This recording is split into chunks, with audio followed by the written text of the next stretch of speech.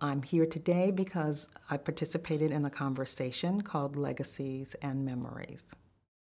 I visited the Philip Johnson Glass House with my students last year and really felt that it was a very interesting and engaging place. And then a little later on, I also visited the Noguchi Museum. And as a result of visiting both places, I was really intrigued by what it means to be responsible for the legacy of another.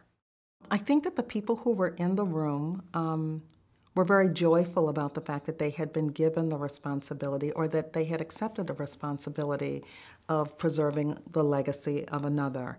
And the people whose legacies they were preserving, for them, were very interesting. They were engaging people who were not just incredibly talented, but they were big personalities. And so they enjoyed every aspect of that work.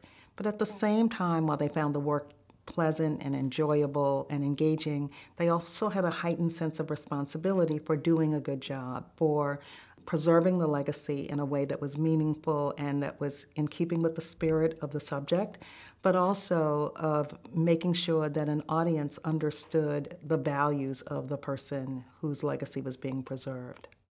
I think two of the big issues had to do with how you tell the story and what stories you choose to tell. And there was a great deal of discussion about media and how it has changed how stories get told, because, you know, under the best of circumstances, there will be film footage of the subject himself or herself telling the story. And you also have the ability to see images of other people bearing witness, either to the very special moments in the life of the subject, or their peers who actually are reflecting on the work of the subject. The other thing that discussion led to was our beginning to think about material culture.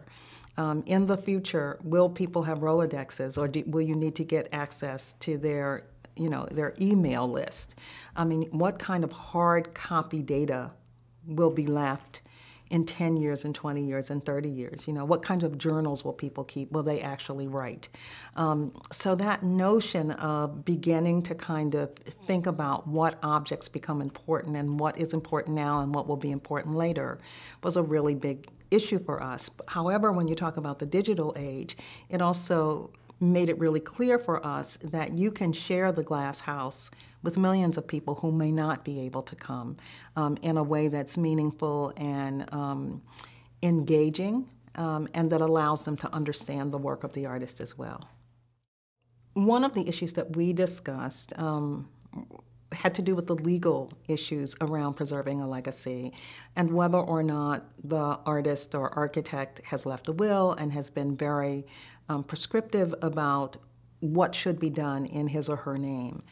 And that led us to really kind of think about the values of the artist and how you really perpetuate those values, that you're not just looking at his or her work at the moment that it was being made, but you're looking often at inspiring artists of the future who share the values of the person whose work you're preserving. Our particular conversation began and ended with song, and I think that it was not a surprise, but I was really moved by the interdisciplinary nature of a legacy. And you cannot tell the story of a single person without telling the story of his or her cohort. And the cohort is not just other architects or other visual artists. It's dancers, it's choreographers, it's musicians, it's the neighbors. And so that broader context, I think, is something that we really discussed. And, you know, if you think about the Philip Johnson House, there are other architects who knew Philip Johnson, but they're the people who worked in the restaurants in this community who served him, or the people who kind of watched him from a distance but interacted as neighbors and not just as colleagues, and how our stories are so contextualized. And to see them on one level, for instance, our professional level, is never enough. And a part of what makes a place interesting and the person interesting is our ability to humanize them. And humanizing them means that we see them in lots of different ways and on lots of different levels. And interestingly, I think at some point in all of our lives, we're managing a legacy, whether it's ours or the legacy of someone who we care about very deeply. And that came out in the discussion in a way that we didn't anticipate. You know, one of the quotes that I liked, the Philip Johnson quote, had to do with living in this house that had very expensive wallpaper. And I think the notion of really living with nature and surrounded by nature, and nature that changes constantly, was a really wonderful thing to experience firsthand. It was interesting. At one point we thought it was going to rain, and you could see rain clouds in the distance. And it's almost like the glass house itself was a great set for a play.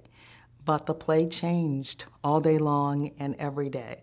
So being able to be cognizant of the role that nature played was pretty wonderful.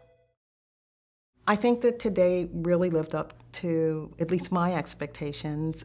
I think that the people who were in the room, number one, were very excited about being in the glass house and immediately began to make connections between the glass house and the spaces that they were responsible for. But I think that every space is unique, and I do believe that everyone who came to this place, everyone who came to this information center and then toured the site, had a conversation that was beautifully informed by the site. This conversation would have been very different someplace else.